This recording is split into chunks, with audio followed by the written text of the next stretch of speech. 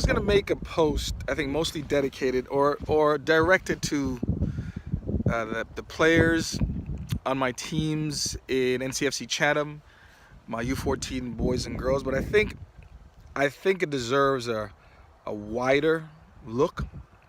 So I might jump around a little bit, but I'm hoping I can retain a central theme, which is it takes time. It takes time, and you've got to forgive yourself in the process. Forgive yourself in the process. So it's Tuesday morning, and I got my first ace, my first hole-in-one in golf. I've been playing golf since I took a golf class at NC State, maybe my junior year, so might have been my junior or sophomore year, 96, 95, 96, somewhere around there. Been playing golf on and off since then, and it's really only now that I'm kind of understanding what I'm doing. You know, I'll play with my friend Dewan, and something as simple as he asked me about a month and a half ago, where are you aiming? And I told him I have no idea, because I really had no idea. I was swinging a golf club, and he goes, where are you aiming? I have no idea. You know what I've discovered in the past 2 weeks aiming? Didn't have to sit down with anybody, but it's me every Monday morning going out there and playing 9 holes. And I do it every Monday morning, coming off weekend games where my teams have struggled. My teams, both boys and girls, are the first year they're playing classic soccer against much better competition, and we're struggling to meet the demands of what it takes to compete there. Soccer has never been a demanding sport for me. I've always been pretty good at it. Never really struggled with the technical part of the game. The passing, the movement, the understanding of what needs to happen and why it needs to happen. I've never struggled with it.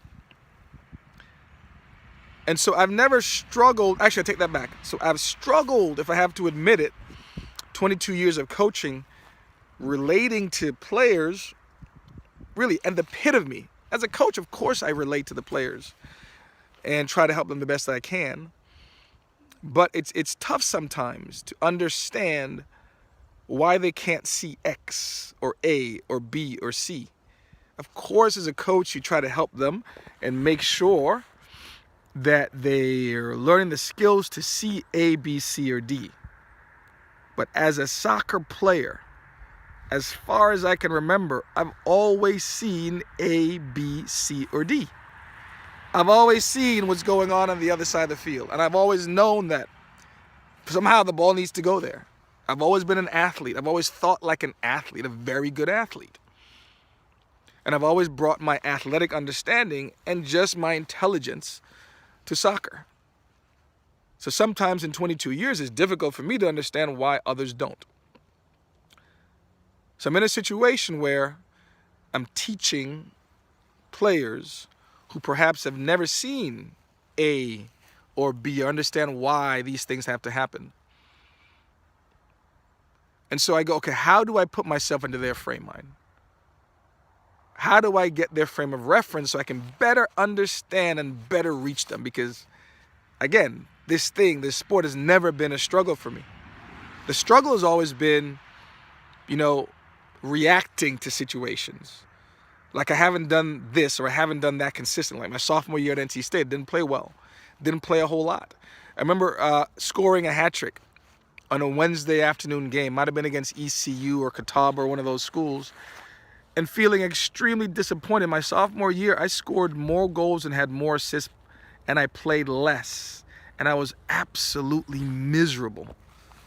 Miserable. I had like a 2.4 GPA and didn't speak to anybody. I was miserable, but statistically, it was the best soccer season of my life. Don't know why I said that. But getting back to, again, putting myself in the mind frame of these kids who sometimes, most times, it's difficult for them to see the totality of the beautiful game that we play. And so, okay, how do I put myself in their situation? I mean, I told them I changed the lock code on my phone, right? So 4 digits, boop, boop, boop, boop, boop. I changed them. It took me 2 weeks to not key in my old code. It's a simple thing, but it was me trying to learn a new habit, right? The way I'm asking these kids to learn a new way of being. And it is not easy. Took me a while to make that change, to adapt. I tell them that I go out every Monday morning after our weekend and I play golf. Why? Because I've been playing golf on and off for about, 25 years. Today was my first hole-in-one. 25 years, my first hole-in-one. We don't go out as golfers every day. At least I don't think I do. Go out to play every day hoping for a hole-in-one or looking to do it.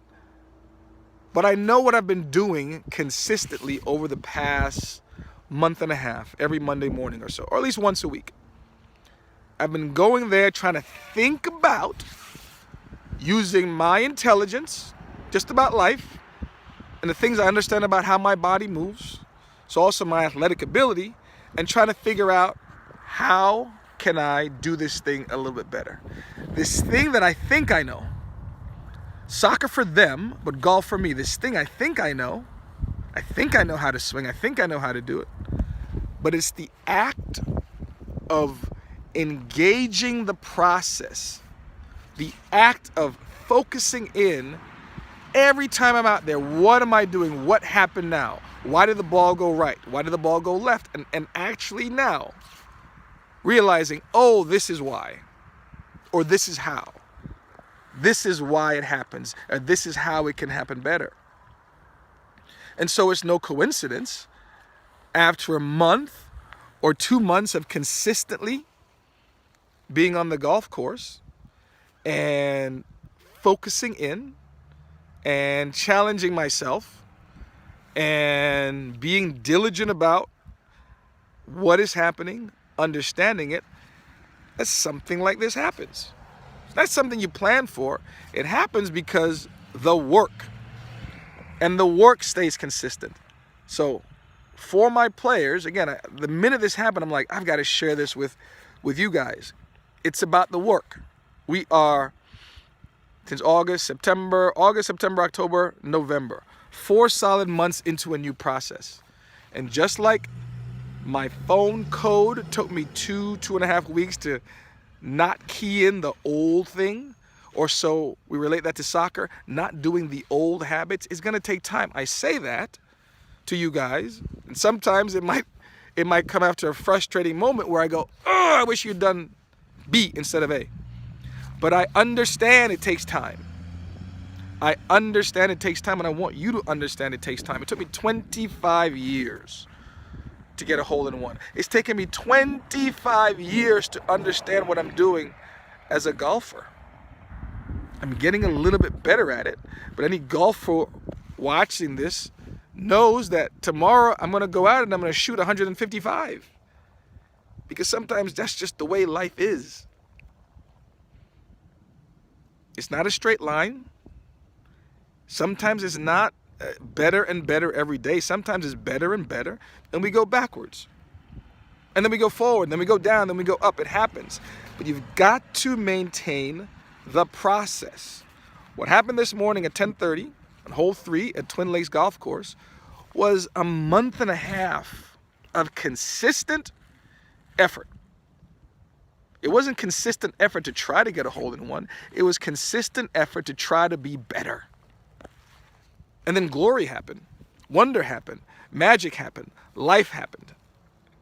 And it feels good. It's funny because 60 seconds before I swung, I think it was an 8-iron, and the ball went in, I took a picture because the sun was nice and I was happy.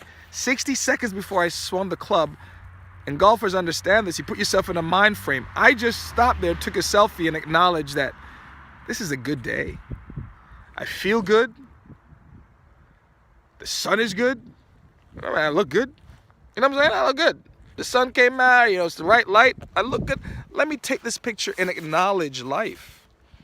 I'm happy.